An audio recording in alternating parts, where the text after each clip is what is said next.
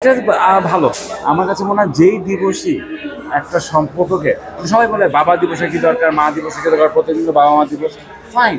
কিন্তু আমার মনে হয় যেই মানুষটা আমার চাই না, অন্যদের কথা চাই না, ফেসবুকে সবাই বাবার সাথে ছবি দিচ্ছে, এই ছবিটা তো প্রত্যেকদিন বাবাকে নিয়ে ছবি তুলতে মানুষ বিরক্ত হয়ে যাবে।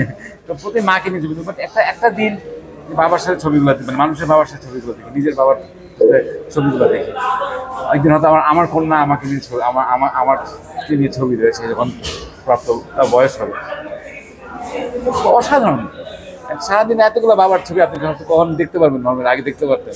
এতগুলো মার ছবি, গার্লফ্রেন্ডের ছবি দেখা যায়, বা ওয়াইফের ছবি দেখা যায়, বা ফেভারিট আর্টিস্টের ছবি দেখা যায়। বাবা মার এতগুলো ছবিকে আমরা কখন আগে দেখেছি না, দেখিনি। অসাধারণ। গল্পগুলো শুনেছি, আগে শুনিনি।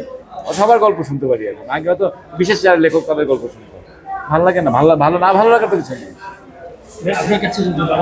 বসে ওইটা আসলে আমার মাথায় ঢোকে না আর কি। মানে আমি আমার মতো করে বাবাকে লালন করি আর কি।